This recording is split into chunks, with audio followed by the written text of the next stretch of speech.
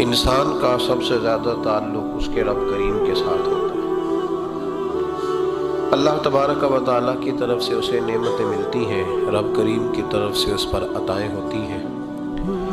اللہ کی طرف سے وہ آیا ہے اور واپس اللہ ہی کی طرف لوٹ جائے گا۔ ابتدا بھی مالک کریم کی ذات ہے اور انتہا بھی اسی رب کریم کی ذات ہے۔ انسان دنیا میں جتنے بھی پیچ و تاب کرتا ہے، جتنی بھی دنیا داری کرتا ہے اور جتنے بھی معاملات میں وہ وقت گزارتا ہے، وہ سارے عارضی ہیں، وقتی ہیں، اور بہت ساری چیزیں تو صرف اور صرف دھوکہ ہے اور دھوکے کے سوا کچھ بھی نہیں۔ اگر اس کا یہ ذہن بن جائے کہ میں نے اپنے تعلقات کو، اپنے معاملات کو اپنے رب کے ساتھ صحیح رکھنا ہے، تو جب اللہ کے ساتھ اس کے معاملات ٹھیک ہوتے ہیں تو بندوں کے ساتھ خود بخود ہی ٹھیک ہو جاتے ہیں۔ اگر خشیت الہی پیدا ہوتی ہے، خوف خدا اسے نصیب ہو جاتا ہے، اور اگر اللہ تبارک و تعالیٰ کا قرب اسے میسر آتا ہے، اس رستے کا یہ سفر شروع کر دیتا ہے، تو بندوں کے ساتھ تو معاملات ویسے ٹھیک ہو جاتے ہیں۔ اس لیے کہ جب اللہ سے ڈرے گا، نہ دھوکہ کرے گا، نہ فریب کرے گا، نہ جھوٹ بولے گا، نہ کسی شخص کے ساتھ بددیانتی کرے گا، جب اللہ کے ساتھ اس کا تعلق ٹھیک رہے گا، اور جب یہ اپنے آپ کو آزاد سمجھے گا نا کہ میں ہوں اور میں ہی ہوں اور میں نہیں چلنا ہے، تو پھر یہ اپنی مرضی سے معاملات کو چلائے گا تو خرابی پیدا ہوگی۔ اللہ تبارک و تعالیٰ کے ساتھ انسان کا جو رشتہ ہے، اس میں انسان کی کچھ کمزوریاں آڑے آتی ہیں، گناہ ہو جاتے ہیں، غلطیاں ہو جاتی ہیں۔ ان غلطیوں کے بعد اپنے رب کریم کے ساتھ اپنے تعلق کو مضبوط کرنے کے لیے اللہ رسول نے جو ہمیں وظیفہ دیا اس کو استغفار کہتے ہیں۔ استغفار ویسے اس کا لغوی معنی تو ڈھانپنا ہوتا ہے، یہ غفر سے بنا ہے، لیکن اس کے اصطلاحی معنی یہ ہے کہ جو گناہ انسان سے ماضی میں ہو جائیں ان سے معافی چاہنے کا نام استغفار ہے۔ کچھ لوگ توبہ اور استغفار کا لفظ اکٹھا بولتے ہیں، لیکن توبہ کا معنی ہوتا ہے آئندہ گناہ نہ کرنے کا وعدہ کرنا، اور استغفار کا معنی ہوتا ہے پچھلے گناہوں سے اللہ کے حضور معافی مانگنا۔ اگرچہ مفہوم کے لحاظ سے یہ ہم معنی ہی بنتے ہیں، لیکن ان کا جو اصطلاحی مفہوم ہے وہ یہ ہے کہ جب آپ پچھلے گناہوں سے معافی مانگ رہے ہوتے ہیں تو اس کو استغفار کہتے ہیں۔ اللہ تعالیٰ نے اس استغفار کو بڑا پسند فرمایا، بڑا پسند فرمایا، اور یہ استغفار کے جملے مالی کو اتنے پسند آئے کہ اللہ نے نبی پاک علیہ السلام کو بھی حکم دیا، کہا محبوب آپ بھی میری بارگاہ میں استغفار کریں۔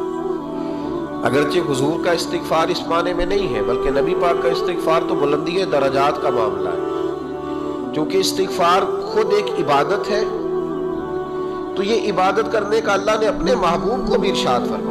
جب فتح مکہ ہوئی تو فرمایا اذا جاء نصر اللہ والفتح، جب اللہ کی مدد آئی تو پھر فتح نصیب ہوئی، وَرَأَيْتَ النَّاسَ يَدْخُلُونَ فِي دِينِ اللَّهِ أَفْوَاجًا، تو پھر آپ دیکھیں گے لوگوں کو، لوگ فوجوں کی فوجیں دین میں داخل ہو رہے۔ لوگ پہلے ایک ایک دو دو کر کے آیا کرتے تھے، تو اب فوجوں کی فوجیں آ رہی ہیں، تو یا اللہ ہم کیا کریں؟ تو رب کریم نے فرمایا محبوب فَسَبِّحْ بِحَمْدِ رَبِّكَ وَاسْتَغْفِرْ، اپنے رب کے لیے حمد کرو، تسبیح پڑھو اور استغفار کرو۔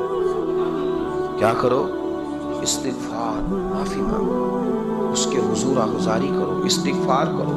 معنی یہ ہوا کہ جب تو غلطی ہو جائے پھر بھی استغفار کرو، جب اللہ زیادہ نعمتیں دے پھر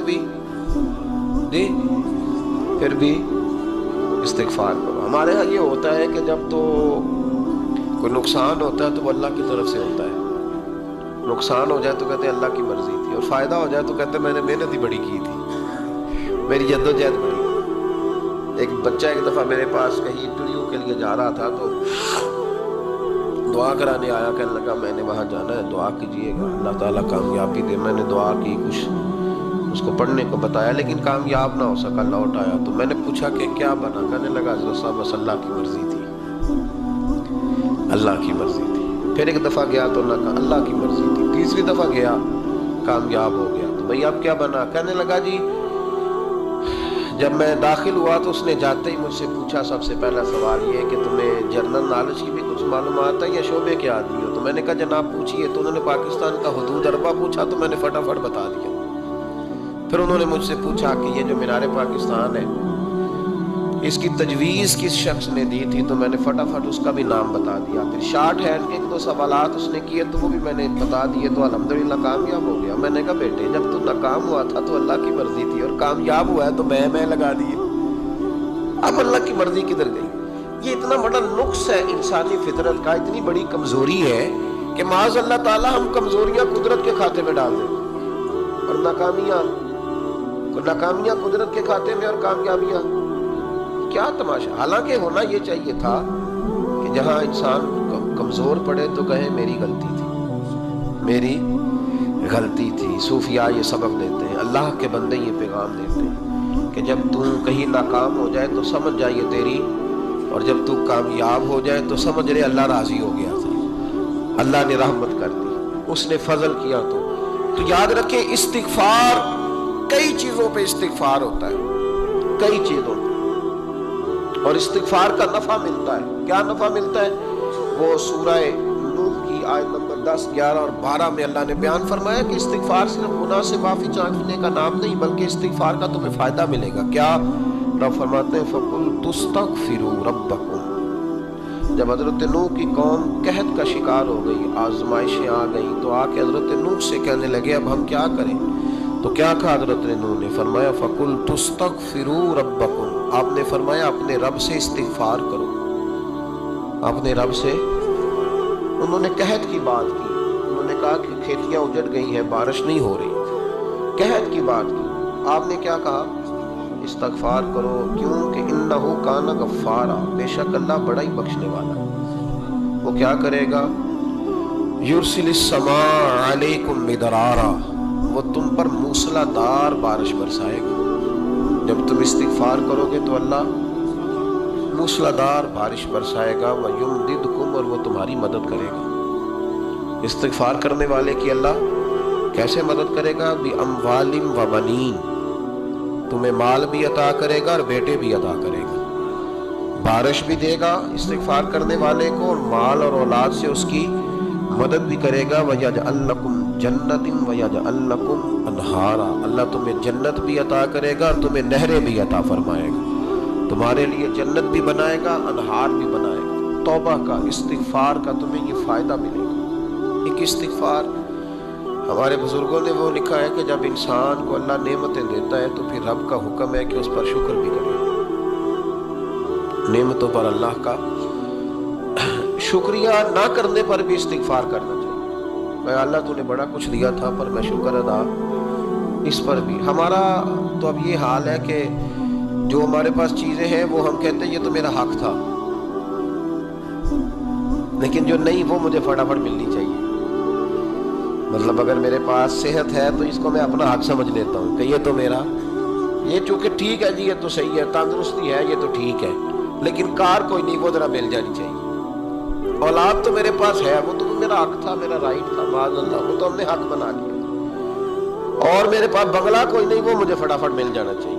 بھئی یہ کس طرح تیرا حق تھا؟ کس حساب سے؟ یعنی جو چیزیں ہیں ان کو سنبھالنے کی فکر نہیں ہے، اور جو نہیں ہے ان کے طلب کی فکر لگی ہوئی ہے. شکر نعمت کو محفوظ کر دیتا ہے، شکر نعمت کو محفوظ کر دیتا ہے، اور ناشکری نعمت کو لَئِن شَكَرْتُمْ لَأَزِيدَنَّكُمْ وَلَئِن كَفَرْتُمْ إِنَّ عَذَابِي لَشَدِيدٌ. اللہ فرماتے شکر کر، میں تیری نعمتوں میں اضافہ کر دوں، اور ناشکری کرے گا تو عذاب دوں. شکر نہیں نہ ہوتا، شکر نہیں ہوتا. دیکھیں نا، 100 روپے ابا جی نے دیا ایک بچے کو، اور اس کو کہا کہ جا دکان سے کچھ چیز لے آ، تو وہ 100 روپیہ اس نے رستے میں جاتے کہیں پھاڑ دیا، جب گوا دیا تو اب والد سے دوبارہ 100 مانگتا ہے. تو والد کہتا ہے کہ پہلے 100 کا تو نے کیا کیا؟ نہیں سمجھ آئی آپ کو میری بات؟ پہلے 100 کا کیا کیا؟ تو وہ کہے گا جی باپ میرا دل کرتا تھا میں نے پھاڑ دیا. جوان بچہ ہے، سمجھدار ہے، 12-14 سال کا ہے. میرا دل کیا تھا میں نے پھاڑ دیا، ختم ہو گئی بات. تو نیا 100 دے دے گا. سبحان اللہ. کتنے خوش ہو کے آپ کہہ رہے ہیں نہیں دے دینا. یہ کیسے ہو سکتا ہے بھائی؟ کروڑ پتی والد بھی ہو تو 100 کا نوٹ دوبارہ دیتا کیوں؟ بیٹا نہیں اس کا پیار نہیں، کیوں نہیں دے رہا؟ وہ کہتا تو نے میرے پہلے 100 کی قدر نہیں ڈالی، نیا تجھے کیسے مل جائے؟ انہیں خیال ہی نہیں کیا.